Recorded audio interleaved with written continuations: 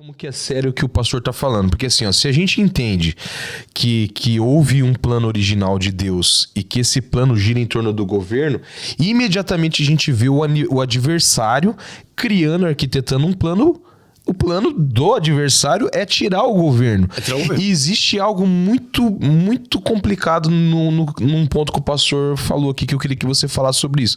Por exemplo, se se a solução, uma das soluções, vamos colocar assim, para que a gente volte a governar em todas as áreas é a palavra.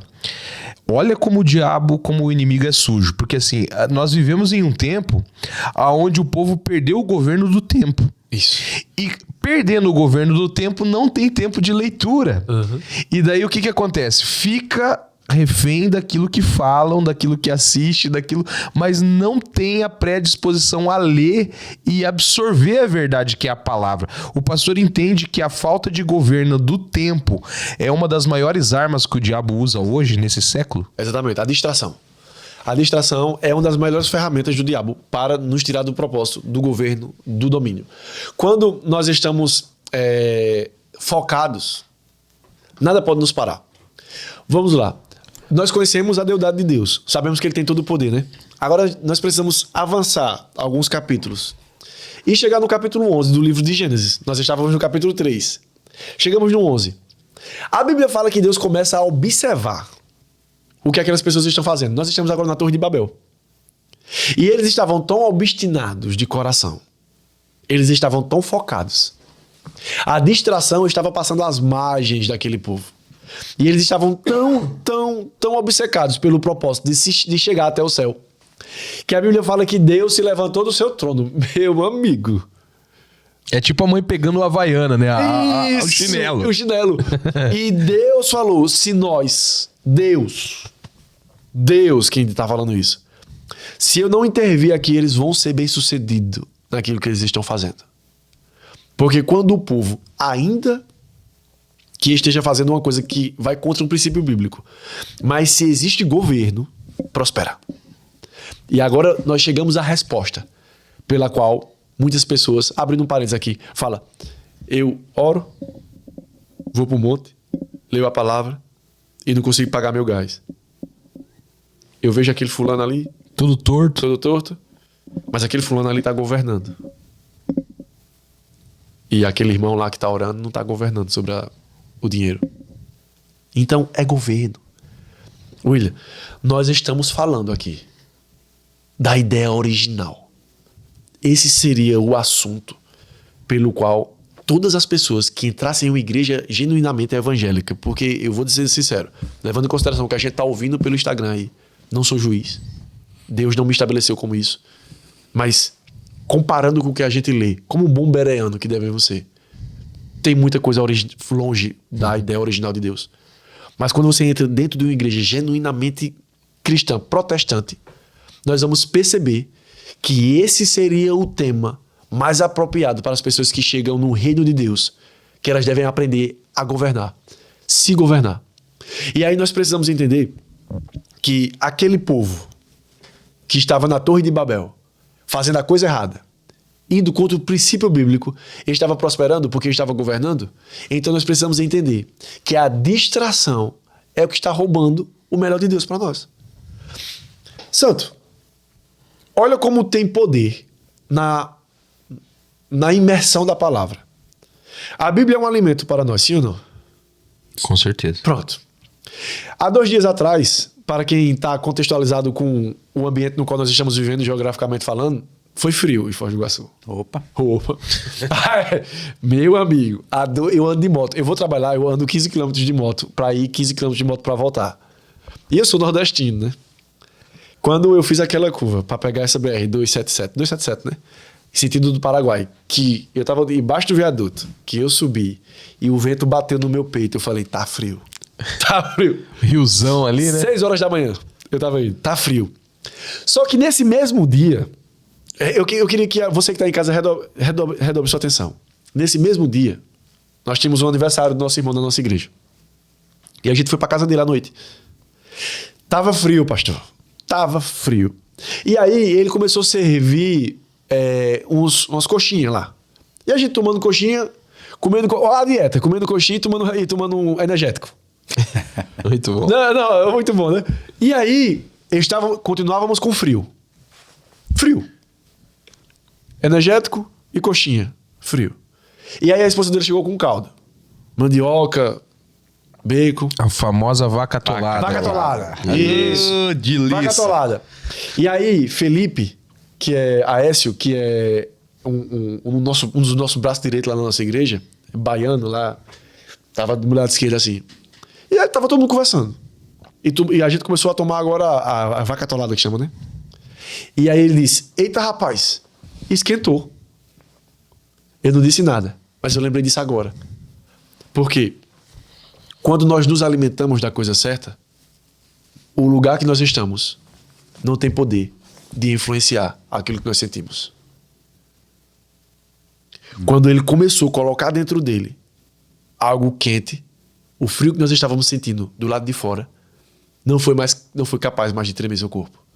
Então o que nós precisamos é colocar a coisa certa para dentro. Porque enquanto eu estava tomando energético, eu continuava com frio. Enquanto eu estava comendo coxinha, eu continuava com frio. Quando eu comi algo com substância, eu falei, opa, esquentou. Tiramos o cachecol. Falei, rapaz, tá quente aqui. A temperatura continuava a mesma. Pelo contrário, ela estava baixando. Nós estávamos 10 horas, foi para 11, 9, 10, 11. Então, pastor, o que está acontecendo do lado de fora está nos influenciando por dentro porque nós estamos nos alimentando da coisa errada. E isso está roubando o governo da gente. Está tirando domínio. Sabe por quê? Porque o diabo nunca vai conseguir parar a ideia de Deus. Agora ele consegue confundir. Ele não vai parar o avanço da igreja. Ele consegue criar movimentos que, entre linhas, vão querer roubar a influência que a igreja tem na sociedade. Como ele não pode parar o avanço da igreja, porque a Bíblia fala que as portas do inferno não vão prevalecer contra a igreja do Senhor. Agora eu quero fazer uma pergunta a vocês que estão aqui e você que está em casa. Porta é mecanismo de defesa ou de ataque? Quando você coloca uma porta na sua casa, você está se protegendo ou você está atacando alguém? Você está se protegendo. Então, logo, a Bíblia está dizendo que as portas do inferno não vão prevalecer. Por quê? Porque é a igreja que ataca o inferno. Nós não estamos aqui, como sociedade cristã protestante, para assistir à afronta do diabo na nossa vida, não. A Bíblia fala que somos nós, os governantes, os sacerdotes reais, a nação santa, um povo eleito, adquirido e comprado com alto preço, a fim de dominar. Que quando esse povo ataca, as portas do inferno não vão prevalecer. Agora, para que esse povo ataque de uma forma eficiente, eles não podem estar distraídos que qual é o soldado distraído na batalha que volta para casa. Ele não pode estar distraído com qualquer coisa. E ele não pode estar se alimentando de qualquer coisa. O que você tem que fazer é se alimentar da palavra. Colocar a palavra para dentro de você. Porque nós somos como uma esponja. Que quando nós apertamos essa esponja, vai sair dela o que está dentro. Ou detergente, ou água. Então, quem nós somos? Nós somos aquilo que nós nos alimentamos. Então, o governo, pastor, em nós, vai ser evidenciado de acordo com aquilo no qual nós estamos nos alimentando. A área da sua vida que está sem forma e vazia reflete a falta de governo. Então, nessa área, você tem que aprender os princípios bíblicos que estão estabelecidos muito antes de você, para que você possa retomar novamente o governo. Porque a ideia original de Deus é que eu e você possamos dominar e não ser dominado. Que possamos atacar e não ser atacado. Somos nós que avançamos e não nós que retrocedemos. Cara, confesso que eu tô completamente arrepiado aqui com isso que foi falado, porque isso é uma palavra rema, isso é uma palavra revelada, palavra rema, porque assim, ó, quantas vezes nós lemos esse versículo? As portas do inferno não prevalecerão contra a igreja. E a igreja se coloca em uma posição de defesa. E, cara, a Bíblia está sendo clara nas entrelinhas que o ataque é da igreja mesmo. Quem tem que se proteger. E quando o diabo ele arquiteta essa confusão, já que ele não pode alterar o plano... Ele não pode parar. Ele arquiteta essa confusão. Muita gente que não tem o costume de comer e ruminar, talvez, a palavra todos os dias, acaba confundido. Mas o pastor entende que esse movimento que tem crescido não só no Brasil, mas no mundo inteiro, que são os famosos desigrejados, as pessoas que não têm contato com a igreja física, que leva aquele discurso, a igreja somos nós, e não sei o quê. Você acredita que isso faz parte desse plano, dessa arquitetura do inferno, justamente para colocar a verdadeira igreja numa posição de defesa e não de ataque? Exatamente. Porque a igreja vai ter suas dificuldades. Óbvio. Concorda? Concordo. Vamos colocar a igreja na perspectiva da Arca de Noé. No capítulo 11 de Gênesis, é impressionante como o governo nós ainda não saímos do Gênesis. E nós estamos em uma progressão aqui, nos capítulos. Mas se a gente voltar a um capítulo, nós vamos perceber que na 2, nós vamos perceber que Deus dá uma ordem a Noé, para Noé governar. E como Noé governava, toda a sua família se salvou. Olha a dica, vamos abrir aqui um parêntese. Se você quer que a sua família se salve, governe. E aí a sua família estará segura. Noé é estabelecido por Deus como um marceneiro que iria fazer a arca de Noé. Ele era fazendeiro, mas se rendeu a ser um carpinteiro para fazer a arca de Noé. E para mim, a arca de Noé é como a igreja. Naqueles dias e naquele tempo, nós percebemos que alguma coisa precisava ser feita. Porque eu não sei o que Ló viu. Eu não sei o que Ló viu. Mas estava tão bagunçado que Ló ofereceu a filha. Cara, tu tem filha, né? Eu tenho 2. Eu não vou julgar Ló. Porque eu não sei o que Ló viu. Por isso que eu não posso julgá-lo. Mas Ló deu uma resposta aos homens que estavam querendo ter relações íntimas com os anjos que Ló colocou dentro da sua casa. E Ló falou, tá aqui a minha filha, mas deixa esses homens de Deus em paz. Eu não sei o que foi que aquele cara viu para ter trocado aqueles anjos pelas filhas. Mas é algo muito sublime. Porque eu vou dizer um negócio, a gente morria e aqueles cabas não entravam não. Pra pegar a menininha da gente. Nunca. Mas Ló viu algo tão sublime que ele falou, não, tá aqui as minhas filhas. Então eu não posso julgá-lo, porque eu não vi o que aquele homem viu. Mas uma coisa é certa, pastor. Nós precisamos entender que a igreja é o seguinte. É a arca. E aí, dentro daquela arca, depois de construída, Noé encontrou diversos problemas, muitos desafios. Nós encontramos diariamente dentro da igreja, porque a igreja, ela foi criada por Deus para ser, entre tantas outras coisas, um campo de aperfeiçoamento, um centro de treinamento. Para mim, igreja não é hospital. Para mim, a perspectiva que eu tenho de igreja é que igreja é uma sala de aula. Você vai lá para aprender. Então, dentro desse aprendizado, você vai, mas se eu chegar lá enfermo, doente, que seja do que for a enfermidade, você vai aprender como sair dentro disso. Porque se você aprender como sair disso, você nunca mais cai novamente nele. Agora, se você tomar lá um remédio, pode ser que daqui a 2 mil você volte. Então, para mim, a igreja não é um hospital. Para mim, a igreja é uma escola. Então, com toda a dificuldade que Noé encontrou, imagina colocar todos os animais que andam e que se rastejam na terra dentro de um barco e 8 pessoas perdeu todos os seus amigos e tudo que tinha dentro de um barco, chovendo de dia e de noite, sem teto, tudo fechado, com aquele monte de bicho dentro. Tinha desafios? O que é que aquele povo estava pensando mesmo? O que é que passava pela cabeça daquele povo? Agora eu quero fazer uma pergunta. Você preferiria estar dentro ou fora da arca? Se você vivesse naqueles dias, com toda a dificuldade que a arca existiu, com toda a limitação que teve dentro da arca, você preferiria estar dentro ou fora da arca? Eu acho que é assim a igreja. A igreja tem suas limitações. A igreja tem suas dificuldades. Mas eu prefiro estar dentro. Sabe por quê? Porque em uma igreja genuinamente evangélica você nunca vai encontrar um conselho errôneo. E sabe por que as pessoas saem das igrejas? Os famosos desigrejados? Porque eles não se governam. E muitos deles terceirizam suas responsabilidades para o pastor, por exemplo. Vamos fazer um censo aqui rápido. Por que as pessoas saem da igreja? As pessoas saem da igreja porque elas se mudam. Concorda? Sim. Se mudaram. estão morando em outro lugar, saem da igreja. As pessoas saem da igreja porque estão agora chateadas com o pastor. As pessoas saem da igreja porque agora elas não acreditam mais na visão que é pregado lá. Elas acham que eu não acredito que isso deve ser feito, eu tenho outra perspectiva, a minha realidade espiritual agora é outra, então eu vou sair dessa igreja. Mas se a gente for começar a enumerar aqui, a maioria das pessoas saem das igrejas por relacionamentos horizontais. Pouco provável uma pessoa sair da igreja e falar, me decepcionei com Deus. Eu imaginei que Jesus fosse diferente. Quase nunca. Quase nunca, santo. Elas saem das igrejas. Se você está em casa e você, porventura, saiu da igreja, faça uma autoanálise.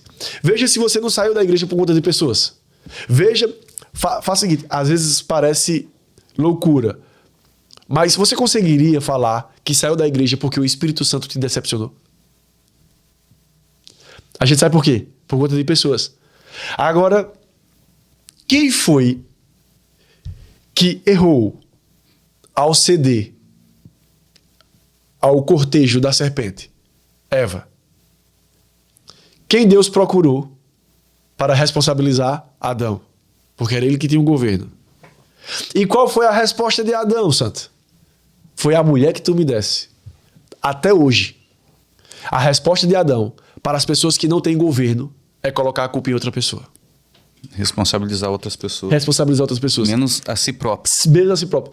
Terceirizar a sua fragilidade emocional, a sua fragilidade, muitas das vezes, a sua... Eu tô procurando palavras aqui para estabelecer um eufemismo aqui. Palavras mais brandas. Para não chamar de covarde, para não chamar de pessoas que terceirizam suas responsabilidades e falam, eu saí da igreja porque eu queria viver a vida que eu queria. E que os pastores pregavam no domingo à noite ia de encontro àquilo que eu estava querendo praticar. É difícil. Até hoje as pessoas têm o mesmo costume, posso até dizer, o mau costume que Adão teve, de culpar Eva. E na realidade ele culpou Deus, né? Foi a mulher que tu me desse. Então o que nós precisamos fazer para que esse movimento que cresce cada dia mais e tem alcançado cada vez mais pessoas? Pastor Luciano Subirá, uma vez em uma de suas ministrações, ele deu um dado. Ele disse que para cada crente que está dentro da igreja existe um crente fora. Isso é um perigo, cara. Isso é um perigo. Porque, na minha perspectiva, salvação se perde. E assim, Hebreus capítulo 6, versículo 3, 4 e 5 não deixa dúvida que salvação se perde. Mas pode ser que existam outras pessoas que pensem diferente. Tudo bem. Glória a Deus. Não é o tema do nosso bate-papo. Mas a fé vem pelo quê? A fé vem pelo ouvir. E ouvir o quê? A palavra de Deus. Não é ouvir qualquer coisa. A fé vem pelo ouvir e ouvir a palavra de Deus. Quando nós saímos da igreja, nós continuamos nos alimentando? Não. É pouco provável uma pessoa que saiu da igreja e ela continuar ouvindo ministrações, continuar ouvindo louvores e continuar lendo a Bíblia. A primeira coisa que ela faz é esfriar isso. Uhum. É esfriar isso. Nós não podemos negar que quando a pessoa para de congregar, ela para de ler a Bíblia. Ela para de ouvir canções que ela ouvia. Ela para de meditar na palavra. Então, como nós não estamos mais ouvindo a palavra de Deus, a fé se perde. Agora, qual é a ponte que nos leva até Deus? A fé. Porque a salvação não é por obras, mas por fé. E a fé vem pelo quê, santo? A fé vem pelo ouvir a palavra de Deus. Então, como o diabo não consegue parar a igreja, ele consegue parar as pessoas de ir para a igreja.